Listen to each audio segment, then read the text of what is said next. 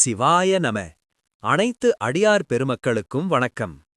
இந்த வாக்கு உரையானது கடந்த 19/12/2025 அன்று அகத்திய பெருமானால் இலங்கை கதிர்காமத்தில் நடந்த சிவபுராண கூட்டுப் பிரார்த்தனையில் நிகழ்த்தப்பட்டது.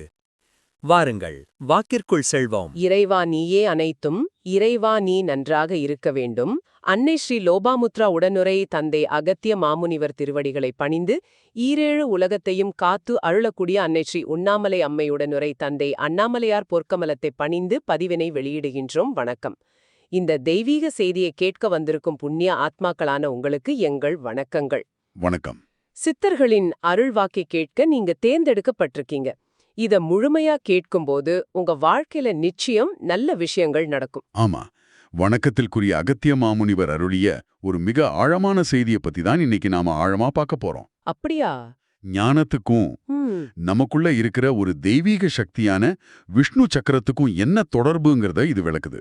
ஓ, கேட்கவே ரொம்ப சுவாரஸ்யமா இருக்கு.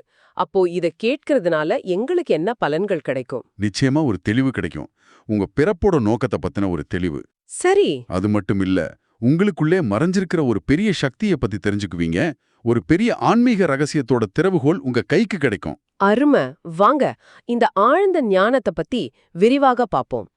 சரி, முதல்ல மூலத்துல குறிப்பிட்டிருக்கிற அந்த சுறாக்கள் பத்தி பேசலாம். ஆமா, அந்த மர்மமான கல். அதோட ரகசியம் ரொம்ப சிலருக்கு மட்டும்தான் தெரியும்னு வணக்கத்திற்குரிய குருநாதர் சொல்றார். அந்த ரகசியத்தை அறிய ஒரே ஒரு நிபந்தனை தான் சொல்றாங்க. அது என்ன? இங்குதாங்க விஷயமே ரொம்ப சுவாரஸ்யமா மாறுது. சொல்லுங்க.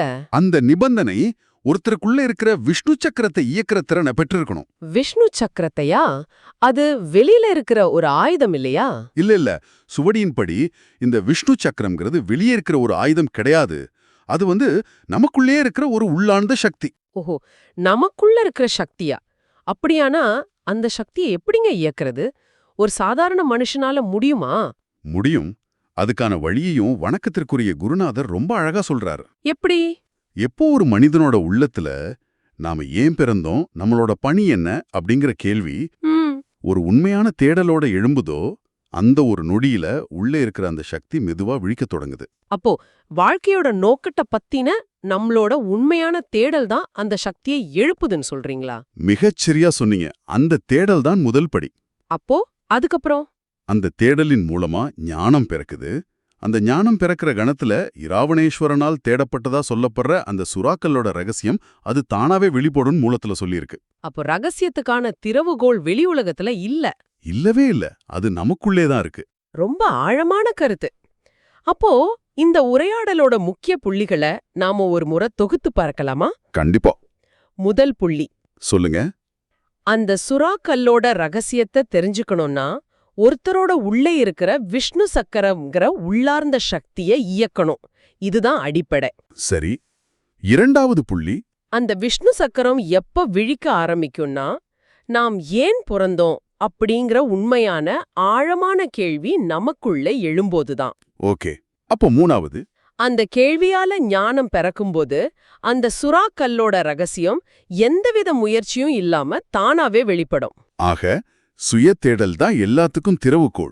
ஆமா, அதுதான் எல்லாத்துக்கும் திறவுகோள். சித்தர்களோட இந்த அருள்மொழிகளை இவ்வளவு பொறுமையா கேட்ட உங்களுக்கு எங்க மனமார்ந்த நன்றிகள். இது வெறும் தகவல் இல்ல, இது ஒரு வழிகாட்டி, வாழ்க்கையை மாற்றக்கூடிய ஒரு வழிகாட்டி. ஆமா, இத்தகைய ஞான செய்திகளை பரப்புவர் வந்தது பிறருக்கு வழிகாட்டுகிற ஒரு சேவை மாதிரி. இது உங்களுக்கு முதல் தர உயர் புண்ணியத்தை தரும். அப்படியா? ஆமா. அதனால இந்த செய்தியை உங்க வாட்ஸ்அப் குழுக்கள், ஃபேஸ்புக், இன்ஸ்டாகிராம் எல்லா சமூக ஊடகங்களிலும் தயங்காம பகிர்ந்துக்கோங்க.